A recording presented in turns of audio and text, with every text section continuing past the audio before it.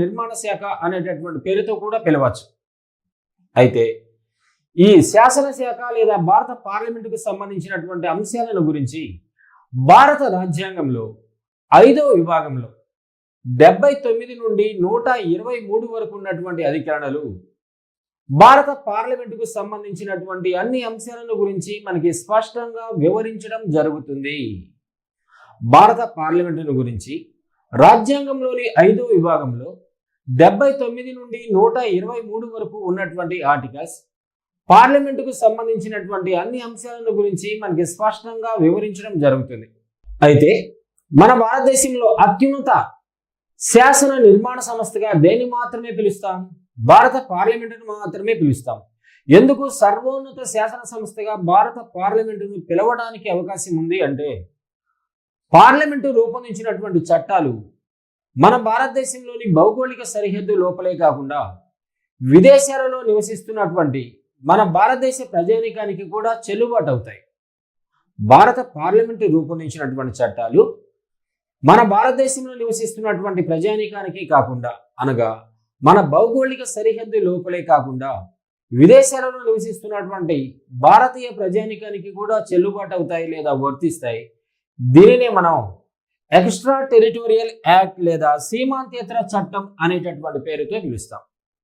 కాబట్టి భారత పార్లమెంటును మన భారతదేశంలో సర్వోన్నత శాసన సంస్థగా పిలవడానికి అవకాశం ఖచ్చితంగా ఉంది. ఇంత ప్రాధాన్యత కలిగినటువంటి భారత పార్లమెంటును గురించి రాజ్యాంగంలోని 5వ విభాగంలో 79 నుండి 123 వరకు ఉన్నటువంటి ఆర్టికల్స్ భారత పార్లమెంటుకు సంబంధించినటువంటి అన్ని అంశాలను గురించి స్పష్టంగా మనకు వివరించడం జరుగుతుంది. 79వ అధికరణం ప్రకారం పార్లమెంటు అనగా లోక్సభ, రాజ్యసభ, రాష్ట్రపతిని కలిపి పార్లమెంటు అని సంబోధిస్తాం. 79వ అధికరణం ప్రకారం పార్లమెంటు అనగా లోక్సభ, రాజ్యసభ, రాష్ట్రపతిని కలిపి పార్లమెంటు అని పిలుస్తారు. అయితే ఈ మధ్య కాలంలో అడిగేటటువంటి ప్రశ్నల విధానం కొంచెం మార్పులకు గురైంది.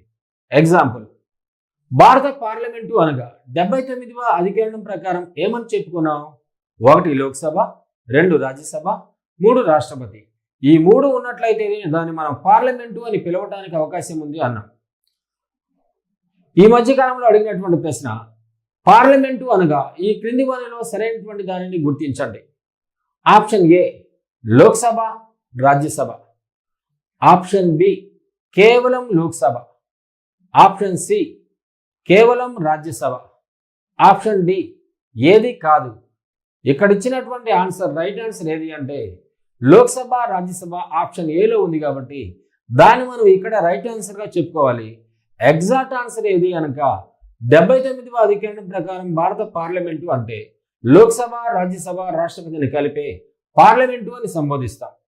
అయితే ఇక్కడ రాష్ట్రపతిని మెన్షన్ చేయలేదు కాబట్టి లోక్సభ, రాజ్యసభను పార్లమెంటు అని సంబోధించడానికి అవకాశం ఉంది అనేటటువంటి అంశాన్ని అభ్యర్థులు స్పష్టంగా గుర్తించవలసినటువంటి అవసరం ఎంతైనా ఉంది. అయితే 79వ అధికరణం ప్రకారం రాష్ట్రపతి పార్లమెంటులో అంతర్భాగమే కానీ పార్లమెంటు సభ్యుడు మాత్రం కాదు. అంటే పార్లమెంటరీ సమావేశాలను ఏర్పాటు చేస్తాడు, సమావేశాలను సుదీర్ఘకాలం పాటు వాయిదా వేస్తాడు, అలానే పార్లమెంట్లో దిగువ సభ అయినటువంటి లోక్సభను పూర్తిగా రద్దు చేస్తాడు. అలానే పార్లమెంటు ఆమోదించినటువంటి బిల్లులు చట్టంగా మారాలి అంటే అంతిమంగా తనకున్నటువంటి ఆమోదాన్ని తెలియజేయడం జరుగుతుంది. కాబట్టి రాష్ట్రపతిని పార్లమెంట్లో అంతర్భాగంగా చెప్పుకుంటాం. అంతేగాని ఇతను పార్లమెంటు సభ్యుడు మాత్రం కాదు, అంటే పార్లమెంట్లో జరిగేటటువంటి ఓటింగ్లో తను పాల్గొనేటటువంటి అవకాశం ఏమాత్రం కూడా లేదు. 81వ అధికరణం లోక్సభ నిర్మాణాన్ని గురించి తెలియజేస్తుంది.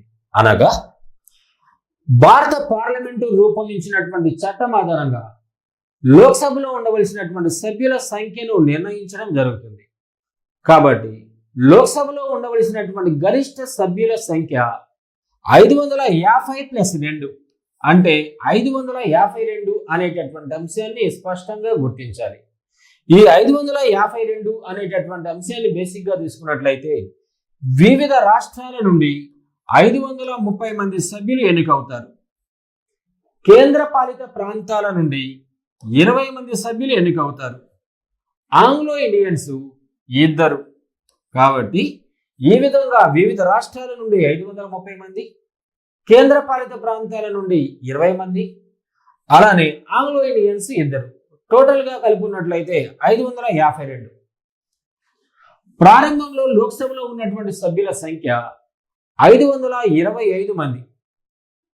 1973 సంవత్సరంలో చేసినటువంటి 31వ రాజ్యాంగ సవరణ చట్టం ద్వారా ఈ సభ్యుల సంఖ్యను 525 నుండి 545కు పెంచడం జరిగింది.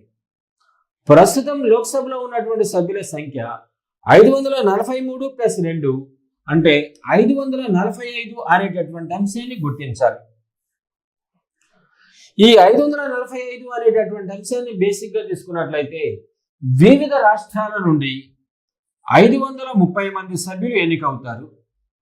కేంద్ర పాలిత ప్రాంతాల నుండి 13 మంది ఎన్నికవుతారు.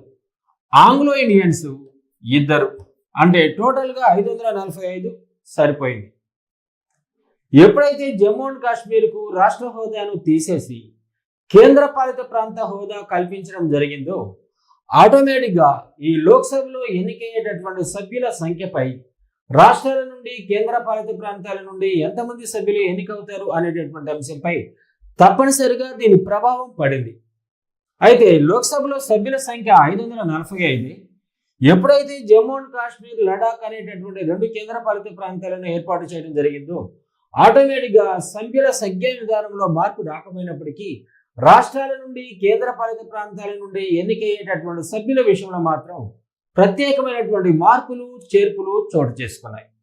కాబట్టి ఈ జమ్మూ అండ్ కాశ్మీర్కు కేంద్ర పాలిత ప్రాంత హోదా ఇచ్చిన తర్వాత లోక్సభలో ఉన్నటువంటి దాని ప్రభావం వివిధ రాష్ట్రాల నుండి 524 మంది, కేంద్ర పాలిత ప్రాంతాల నుండి 19 మంది, ఆంగ్లో ఇండియన్స్ 2 కలుపుకున్నట్లయితే 545. ఇంతకుముందు కేంద్ర పాలిత ప్రాంతాల నుండి ఎంతమంది అని చెప్పుకున్నాం? 13 అని చెప్పుకున్నాం. రాష్ట్రాల నుండి ఎంతమంది అని చెప్పుకున్నాం? 530 అని చెప్పుకున్నాం. ఆ 30లో 6 తీసేసి ఇక్కడ యాడ్ చేయడం జరిగింది. ఎందుకు? ఇంతకుముందు జమ్మూ అండ్ కాశ్మీర్కు రాష్ట్ర హోదా ఉంది, ప్రస్తుతం జమ్మూ అండ్ కాశ్మీర్కు కేంద్ర పాలిత ప్రాంత హోదా ఇవ్వటం జరిగింది. కాబట్టి ఈ సంఖ్యా విధానాన్ని తప్పనిసరిగా గుర్తించవలసినటువంటి అవసరం ఎంతైనా ఉంది. అలానే అత్యధిక లోక్సభ స్థానాలు కలిగినటువంటి రాష్ట్రం ఏది? యూపీ అని చెప్పుకుంటాం. యూపీలో ఉన్నటువంటి మొత్తం లోక్సభ స్థానాల సంఖ్య 80. ఆ తర్వాత మహారాష్ట్రలో ఉన్నటువంటి మొత్తం లోక్సభ స్థానాల సంఖ్య 48. ఉమ్మడి ఆంధ్రప్రదేశ్లో ఫెడరల్ ఏపీలో ఉన్నటువంటి మొత్తం స్థానాల సంఖ్య 42. ఏపీలో ఉన్నటువంటి స్థానాల సంఖ్య 25. తెలంగాణలో ఉన్నటువంటి లోక్సభ స్థానాల సంఖ్య 17.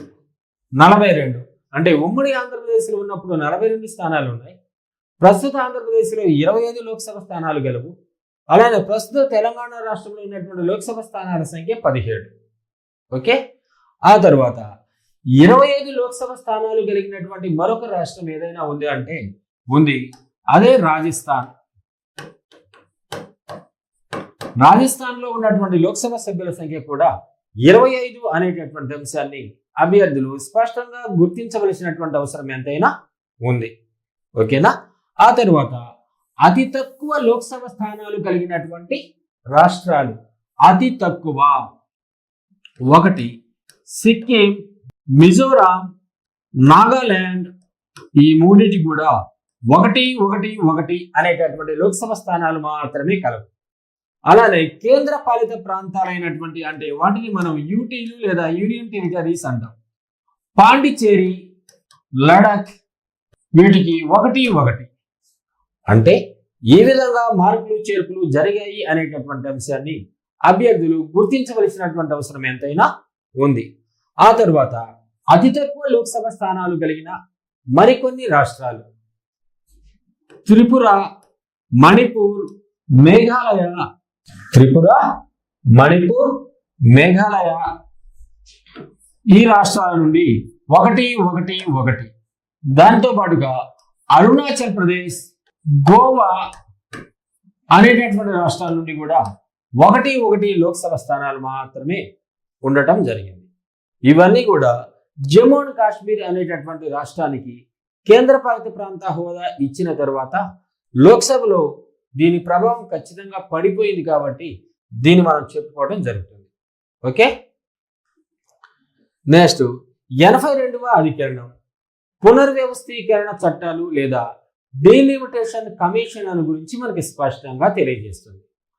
మన భారతదేశంలో పెరుగుతూ ఉన్నటువంటి జనాభా నిష్పత్తికి ఆధారంగా తప్పనిసరిగా లోక్సభ స్థానాల సంఖ్యను కూడా పెంచాలి అనేటటువంటి ఉద్దేశంతో ఇప్పటి వరకు భారత పార్లమెంటు 4 సార్లు డీలిమిటేషన్ కమిషన్లు లేదా పునర్వ్యవస్థీకరణ కమిషన్లను లేదా చట్టాలను ఏర్పాటు చేయడం జరిగింది. మన భారతదేశంలో ప్రతి 10 సంవత్సరాలకు ఒకసారి జనాభా లెక్కలను సేకరిస్తూ ఉంటాం. ఇలా పెరిగినటువంటి జనాభా నిష్పత్తికి ఆధారంగా లోక్సభ స్థానాల సంఖ్యను పెంచాలి అనేటటువంటి ఉద్దేశంతో ఇంతవరకు భారత పార్లమెంటు ఎన్నిసార్లు డీలిమిటేషన్ కమిషన్లను ఏర్పాటు చేయడం జరిగింది అంటే 4 సార్లు డీలిమిటేషన్ కమిషన్లను ఏర్పాటు చేయడం జరిగింది. 52, 64, 72, 2002. కాబట్టి ఈ 4 సార్లు డీలిమిటేషన్ లేదా పునర్వ్యవస్థీకరణ కమిషన్లను ఏర్పాటు చేయడం జరిగింది. మన భారతదేశంలో పెరుగుతూ ఉన్నటువంటి జనాభా నిష్పత్తికి ఆధారంగా లోక్సభలో వారి స్థానాల సంఖ్యను పెంచాలి అనేటటువంటి ఉద్దేశంతో ఇప్పటి వరకు ఎన్నిసార్లు డీలిమిటేషన్ కమిషన్లను ఏర్పాటు చేయడం జరిగింది అంటే 4 సార్లు. 1952, 1964, 1972, 2002 సంవత్సరం. అయితే 1976 సంవత్సరంలో చేసినటువంటి 42వ రాజ్యాంగ సవరణ చట్టం పెరుగుతూ ఉన్నటువంటి జనాభా నిష్పత్తికి ఆధారంగా లోక్సభ స్థానాల సంఖ్యను పెంచే అవకాశం లేకుండా ఒక ప్రత్యేకమైనటువంటి స్థిరీకరణ చట్టాన్ని రూపొందించింది. ఈ 42వ రాజ్యాంగ సవరణ చట్టం ప్రకారం 2000 సంవత్సరం వరకు లోక్సభ స్థానాల సంఖ్యను ఎలాంటి సందర్భాలలో కూడా పెంచడానికి అవకాశం లేదు. అనగా 2001 సంవత్సరంలో తప్పనిసరిగా లోక్సభ స్థానాల సంఖ్యను పెరుగుతూ ఉన్నటువంటి జనాభా నిష్పత్తికి ఆధారంగా పెంచవలసినటువంటి అవసరం ఎంతైనా ఉంది. అయితే 2001 సంవత్సరంలో చేసినటువంటి 84వ రాజ్యాంగ సవరణ చట్టం 2001 సంవత్సరంలో చేసినటువంటి 84వ రాజ్యాంగ సవరణ చట్టం దీని కాల పరిమితిని 2000 నుండి 2026 సంవత్సరం వరకు పొడిగించడం జరిగింది. కాబట్టి మన భారతదేశంలో పెరుగుతూ ఉన్నటువంటి జనాభా నిష్పత్తికి ఆధారంగా ఒక్క లోక్సభ స్థానాన్ని కూడా పెంచే అవకాశం 2026 సంవత్సరం వరకు ఏమాత్రం లేదు అనేటటువంటి అంశాన్ని అభ్యర్థులు స్పష్టంగా గుర్తించవలసినటువంటి అవసరం ఎంతైనా ఉంది. అయితే ప్రస్తుత లోక్సభ సభ్యుల సంఖ్యను ఏ జనాభా లెక్కల ఆధారంగా లెక్కించడం లేదా నిర్ణయించడం జరిగింది అంటే 1971 జనాభా లెక్కల ఆధారంగా ప్రస్తుత లోక్సభ సభ్యుల సంఖ్యను నిర్ణయించడం జరిగింది. ఓకే, ఇక్కడ నోట్ అనేటటువంటి అంశాన్ని చూడండి.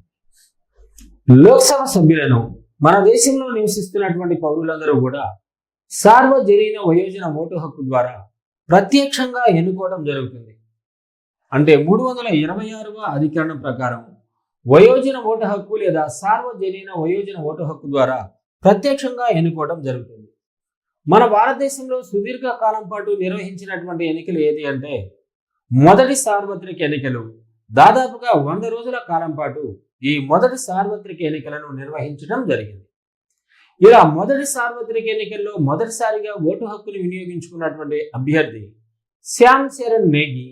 ఇతను ఏ రాష్ట్రానికి సంబంధించినటువంటి అభ్యర్థి అన్నట్లయితే హిమాచల్ ప్రదేశ్. శ్యామ్ చరణ్ నేగి ఇతను ఏ రాష్ట్రానికి సంబంధించిన అభ్యర్థి? హిమాచల్ ప్రదేశ్. మొదటి సార్వత్రిక ఎన్నికల్లో ఓటు హక్కుని వినియోగించుకున్నటువంటి మొత్తం ఓటర్ల సంఖ్య 17.82 కోట్లు. ఇటీవల 17వ లోక్సభ అంటే 2019 సంవత్సరంలో జరిగినటువంటి ఎన్నికల్లో ఓటు హక్కును వినియోగించుకున్నటువంటి వారి ఓటర్ల సంఖ్య దాదాపుగా 90 కోట్ల మంది అనేటటువంటి అంశాన్ని అభ్యర్థులు స్పష్టంగా గుర్తించవలసినటువంటి అవసరం ఎంతైనా ఉంది. నెక్స్ట్ 331వ అధికరణం ఆంగ్లో ఇండియన్ అభ్యర్థులను గురించి తెలియజేస్తుంది. ప్రారంభంలో 2 ఆంగ్లో ఇండియన్ అభ్యర్థులను లోక్సభకు నామినేట్ చేసేటటువంటి అవకాశం కేవలం 1960 సంవత్సరం వరకు మాత్రమే ఉండేది. ఆ తర్వాత చేసినటువంటి రాజ్యాంగ సవరణ చట్టాల ఆధారంగా దీని కాల పరిమితిని పెంచుకుంటూ పోతూ ఉండటం జరిగింది.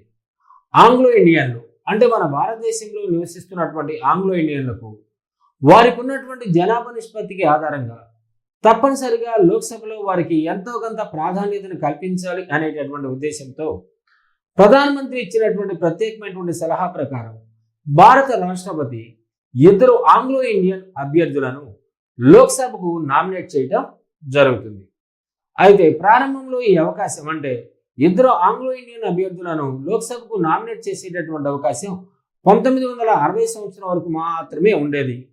ఆ తరువాత చేసినటువంటి రాజ్యాంగ సవరణ చట్టాల ఆధారంగా వీరి కాల పరిమితిని 2020 సంవత్సరం వరకు పొడిగించడం జరిగింది. అయితే 2009 సంవత్సరంలో చేసినటువంటి 95వ రాజ్యాంగ సవరణ చట్టం ప్రకారం ఇద్దరు ఆంగ్లో ఇండియన్ అభ్యర్థులను 2020 సంవత్సరం వరకు మాత్రమే నామినేట్ చేసేటటువంటి అవకాశాన్ని ఏర్పాటు చేయడం జరిగింది. ఇటీవల ఏర్పాటైనటువంటి 17వ లోక్సభలో ఇద్దరు ఆంగ్లో ఇండియన్ అభ్యర్థులుగా మరెవరిని ఎన్డీఏ ప్రభుత్వం నియమించడం జరగలేదు. ఎందుకనగా 2009 సంవత్సరంలో చేసినటువంటి 95వ రాజ్యాంగ సవరణ చట్టం ప్రకారం వీరిని 2020 సంవత్సరం వరకు మాత్రమే నియమించడానికి అవకాశాలు ఉన్నాయి. 2021 నుంచి నియమించాలన్నట్లయితే భారత పార్లమెంటు ప్రత్యేకమైనటువంటి రాజ్యాంగ సవరణ చట్టాన్ని రూపొందించవలసినటువంటి అవసరం ఎంతైనా ఉంది. ఈ ప్రయత్నాన్ని ఎన్డీఏ ప్రభుత్వం చేయలేదు కాబట్టి ప్రస్తుత లోక్సభ అయినటువంటి 17వ లోక్సభలో ఆంగ్లో ఇండియన్ అభ్యర్థులుగా మరెవరిని కూడా నామినేట్ చేయలేదు. అయితే 16వ లోక్సభలో అంటే ఇంతకు ముందు ఉన్నటువంటి లోక్సభలో ఇద్దరు ఆంగ్లో ఇండియన్ అభ్యర్థులను నామినేట్ చేయడం జరిగింది. ఆ ఇద్దరు ఒకటి జార్జ్ బకెర్, రెండు రిచర్డ్స్ హే. జార్జ్ బకెర్ ఏ రాష్ట్రానికి సంబంధించినటువంటి అభ్యర్థి అంటే వెస్ట్ బెంగాల్ రాష్ట్రానికి సంబంధించినటువంటి అభ్యర్థి. అలానే రిచర్డ్స్ హే ఏ రాష్ట్రానికి సంబంధించిన అభ్యర్థి అంటే కేరళ. 330వ అధికరణం లోక్సభలో ఎస్సీ ఎస్టీ అభ్యర్థుల రిజర్వేషన్లకు సంబంధించినటువంటి అంశాన్ని గురించి తెలియజేసే ప్రత్యేకమైనటువంటి ఆర్టికల్ 330వ అధికరణం. మన భారతదేశంలో పెరుగుతూ ఉన్నటువంటి ఎస్సీ ఎస్టీ జనాభా నిష్పత్తికి ఆధారంగా లోక్సభలో వారి స్థానాల సంఖ్యను పెంచాలి అనేటటువంటి ఉద్దేశంతో ఇప్పటి వరకు మన భారత రాజ్యాంగాన్ని ఎన్నిసార్లు సవరించడం జరిగింది అంటే ఇప్పటి వరకు 7 సార్లు సవరించడం జరిగింది. ఎన్నిసార్లు? 7 సార్లు సవరించడం జరిగింది. మన భారతదేశంలో పెరుగుతూ ఉన్నటువంటి ఎస్సీ ఎస్టీ జనాభా నిష్పత్తికి ఆధారంగా లోక్సభలో వారి స్థానాల సంఖ్యను పెంచాలి అనేటటువంటి ఉద్దేశంతో ఇప్పటి వరకు భారతదేశ రాజ్యాంగాన్ని ఎన్నిసార్లు సవరించడం జరిగింది అంటే 7 సార్లు సవరించడం జరిగింది. 1968వ రాజ్యాంగ సవరణ చట్టం, 1970 23వ రాజ్యాంగ సవరణ చట్టం, 1980 45వ రాజ్యాంగ సవరణ చట్టం, 1989 62వ రాజ్యాంగ సవరణ చట్టం, 1989 62వ రాజ్యాంగ సవరణ చట్టం ఇది 1990 నుండి అమల్లోకి రావడం జరిగింది. 1968, 1970 23వ రాజ్యాంగం, 1980 45వ రాజ్యాంగ సవరణ చట్టం, 89 62వ రాజ్యాంగ సవరణ చట్టం. ఈ చట్టం 90 నుండి అమల్లోకి రావడం జరిగింది. ఆ తర్వాత 2000 79వ రాజ్యాంగ సవరణ చట్టం, 2010 95వ రాజ్యాంగ సవరణ చట్టం, 2020 104వ రాజ్యాంగ సవరణ చట్టం. ప్రస్తుతానికి దీని కాల పరిమితిని 2020 జనవరి 25 నుండి 2030 జనవరి 25 వరకు కొనసాగుతుంది ఈ రిజర్వేషన్ల పరిమితి. ప్రస్తుతం లోక్సభలో ఉన్నటువంటి ఎస్సీ సభ్యుల సంఖ్య 84, ఎస్టీ సభ్యుల సంఖ్య 47. ప్రస్తుతానికి ఇద్దరు ఆంగ్లో ఇండియన్ అభ్యర్థులుగా మరెవరిని నియమించలేదు కాబట్టి సభ్యుల సంఖ్య ఎంతగా మాత్రమే ఉంది అంటే 543 అనేటటువంటి అంశాన్ని అభ్యర్థులు గుర్తించాలి. 83వ అధికరణం అర్హతలు మరియు పదవీ కాలానికి సంబంధించినటువంటి అంశాలను గురించి మనకు స్పష్టంగా వివరిస్తుంది. లోక్సభ అభ్యర్థిగా ఎవరైనా ఎన్నికల్లో పోటీ చేయాలన్నట్లయితే ఆ అభ్యర్థికి కావలసినటువంటి కనీసమైనటువంటి అర్హతలు: భారతదేశ పౌరుడై ఉండాలి, 25 సంవత్సరాల వయసు నుండి ఉండాలి, అలానే ఆదాయం వచ్చే ప్రభుత్వ ఉద్యోగం చేస్తూ ఉండరాదు, పార్లమెంటు కాలానుగుణంగా నిర్ణయించినటువంటి ఇతర అర్హతలు కూడా ఉండాలి. ఇలాంటి అర్హతలు కలిగినటువంటి అభ్యర్థి లోక్సభ ఎన్నికల్లో పోటీ చేయడానికి అవకాశాలు ఖచ్చితంగా ఉంటాయి. అయితే అభ్యర్థులు గుర్తించవలసినటువంటి అంశం: లోక్సభకు పోటీ చేసే జనరల్ కేటగిరీకి సంబంధించినటువంటి అభ్యర్థి 25,000 రూపాయల డిపాజిట్ని చెల్లించాలి. అదే ఎస్సీ ఎస్టీ అభ్యర్థులైతే 12,500 రూపాయల డిపాజిట్ను చెల్లించాలి. 12,500 రూపాయల డిపాజిట్ను చెల్లించాలి. ఒక అభ్యర్థి 2 లేదా అంతకంటే ఎక్కువ స్థానాలకు పోటీ చేసినప్పటికీ కూడా ఒకే డిపాజిట్ను చెల్లించాలి. అంతేగాని 2 లేదా 3 డిపాజిట్లను చెల్లించడానికి అవకాశం ఏమాత్రం కూడా లేదు. ఎవరైనా ఒక అభ్యర్థి 2 లేదా అంతకంటే ఎక్కువ స్థానాలకు పోటీ చేసినప్పటికీ డిపాజిట్ మాత్రం ఒక డిపాజిట్ను మాత్రమే చెల్లించాలి. అలానే గుర్తింపు పొందిన రాజకీయ పార్టీ నుండి లోక్సభకు జరిగేటటువంటి ఎన్నికల్లో పోటీ చేస్తున్నట్లయితే ఆ పోటీ చేసే అభ్యర్థికి సంబంధించినటువంటి నామినేషన్ పత్రానికి అనుకూలంగా ఆ నియోజకవర్గంలోని ఒక సాధారణ ఓటర్ సంతకం చేయాలి. అలానే గుర్తింపు లేనటువంటి రాజకీయ పార్టీ నుండి లోక్సభ ఎన్నికల్లో పోటీ చేస్తున్నటువంటి అభ్యర్థి యొక్క నామినేషన్ పత్రానికి అనుకూలంగా ఆ నియోజకవర్గంలోని 10 మంది సాధారణ ఓటర్లు సంతకాలు చేయాలి. పోలైనటువంటి ఓట్లలో 1/10% కంటే తక్కువ ఓట్లు పోలైనట్లయితే అభ్యర్థి చెల్లించినటువంటి డిపాజిట్ను కోల్పోవడానికి అవకాశాలు ఖచ్చితంగా ఉన్నాయి. పదవీ కాలం: జనరల్గా లోక్సభ పదవీ కాలం కానీ లోక్సభ సభ్యుల పదవీ కాలం ఎంత అంటే 5 సంవత్సరాలుగా పేర్కొనటం జరుగుతుంది.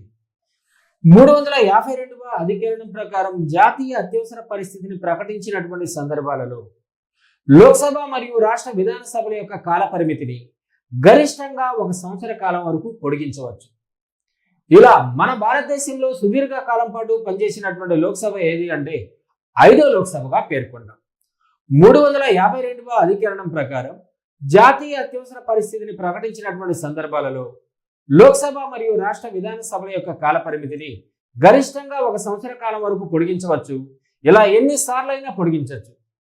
కాబట్టి మన భారతదేశంలో సుదీర్ఘ కాలం పాటు పనిచేసినటువంటి లోక్సభ ఏనోది అంటే 5వ లోక్సభగా పేర్కొంటాం.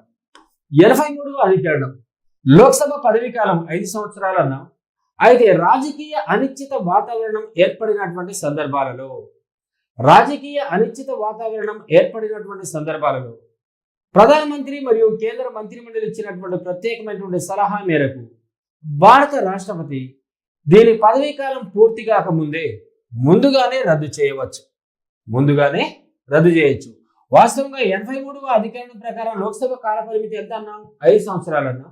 కానీ 85వ అధికరణం ప్రకారం భారత రాష్ట్రపతి దీని పదవీ కాలం పూర్తి కాకముందే ముందుగానే రద్దు చేయవచ్చు. అది కూడా ఎలాంటి సందర్భాలలో?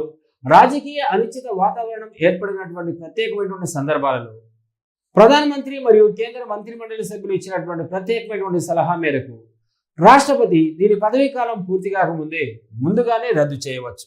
అయితే 1976 సంవత్సరంలో చేసినటువంటి 42వ రాజ్యాంగ సవరణ చట్టం ఈ లోక్సభ కాల పరిమితిని 6 సంవత్సరాలకు పెంచుతూ ప్రత్యేకమైనటువంటి రాజ్యాంగ సవరణ చట్టాన్ని రూపొందించడం జరిగింది.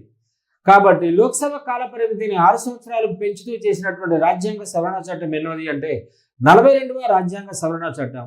ఏ సంవత్సరం అంటే 1976 సంవత్సరం. ఆ తర్వాత 1978 సంవత్సరంలో చేసినటువంటి 44వ రాజ్యాంగ సవరణ చట్టం దీని కాల పరిమితిని మరలా 5 సంవత్సరాలుగా ఏర్పాటు చేసింది. కాబట్టి ప్రస్తుత లోక్సభ యొక్క కాల పరిమితి ఎంత అనగా 5 సంవత్సరాలు అనేటటువంటి అంశాన్ని అభ్యర్థులు స్పష్టంగా గుర్తించాలి. నెక్స్ట్ 80వ అధికరణం రాజ్యసభ నిర్మాణాన్ని గురించి తెలియజేస్తుంది. 80వ అధికరణం రాజ్యసభ నిర్మాణాన్ని గురించి తెలియజేస్తుంది. 1919 భారత ప్రభుత్వ చట్టం, దాన్ని మనం మాంటెంగ్ చేమ్స్ఫోర్డ్ సంస్కరణలు అంటాం. కేంద్ర స్థాయిలో 2 సభల విధానాన్ని ఏర్పాటు చేయడం జరిగింది. ఒకదాన్ని లోక్సభ అంటాం, రెండో దాన్ని రాజ్యసభ అంటాం. ఓకే, కాబట్టి ఈ 1919 భారత ప్రభుత్వ చట్టం ద్వారా కేంద్ర స్థాయిలో మనకు ఇష్టమున్నా లేకపోయినా తప్పనిసరిగా 2 సభల విధానాన్ని ఏర్పాటు చేయాల్సిందే. కాబట్టి 80వ అధికరణం రాజ్యసభ నిర్మాణాన్ని గురించి తెలియజేస్తుంది. అంటే రాజ్యసభలో ఉండవలసినటువంటి గరిష్ట సభ్యుల సంఖ్యను గురించి వివరించే ప్రత్యేకమైనటువంటి ఆర్టికల్ 80వ అధికరణం. ఈ రాజ్యసభను ఎప్పుడు ఏర్పాటు చేసుకోవడం జరిగింది అంటే 1951 ఏప్రిల్ 3వ తారీఖున రాజ్యసభ, పెద్దల సభ, ఎగువ సభను ఏర్పాటు చేసుకోవడం జరిగింది. 1951 ఏప్రిల్ 17వ తారీఖున లోక్సభను ఏర్పాటు చేసుకున్నాం. ఏప్రిల్ 3వ తారీఖున రాజ్యసభను ఏర్పాటు చేసుకున్నాం. అలానే భారత పార్లమెంటు మొట్టమొదటి సమావేశాన్ని 1951 మే 13వ తేదీన నిర్వహించడం జరిగింది. భారత పార్లమెంటు మొట్టమొదటి సమావేశాన్ని 1951 మే 13వ తారీఖున నిర్వహించడం జరిగింది. రాజ్యసభ ఎన్నికల విధానాన్ని ఏ దేశ రాజ్యాంగం నుండి స్వీకరించడం జరిగింది అంటే దక్షిణాఫ్రికా రాజ్యాంగం నుండి స్వీకరించడం జరిగింది. రాజ్యసభ సభ్యుల ఎన్నిక విధానాన్ని ఏ దేశ రాజ్యాంగం నుండి స్వీకరించడం జరిగింది అంటే దక్షిణాఫ్రికా రాజ్యాంగం నుండి స్వీకరించడం జరిగింది. అలానే విశిష్ట వ్యక్తుల నియామకాన్ని ఏ దేశ రాజ్యాంగం నుండి స్వీకరించడం జరిగింది అంటే ఐర్లాండ్ రాజ్యాంగం నుండి స్వీకరించడం జరిగింది. రాజ్యసభ సభ్యులను ఓపెన్ బ్యాలెట్ సిస్టమ్ ద్వారా బహిరంగంగా ఎన్నుకోవడం జరుగుతుంది. అలానే రాజ్యసభ సభ్యుల ఎన్నికలకు విప్ కూడా వర్తిస్తుంది. అంటే రాజకీయ పార్టీలు జారీ చేసినటువంటి ఆజ్ఞను ఎవరూ ధిక్కరించడానికి అవకాశం ఏమాత్రం కూడా లేదు. అలానే రాజ్యసభ గల ఇతర పేర్లు పెద్దల సభ, ఎగువ సభ, రాష్ట్రాల మండలి, శాశ్వత సభ అనేటటువంటి పేర్లతో రాజ్యసభను మనం పిలవడం జరుగుతుంది.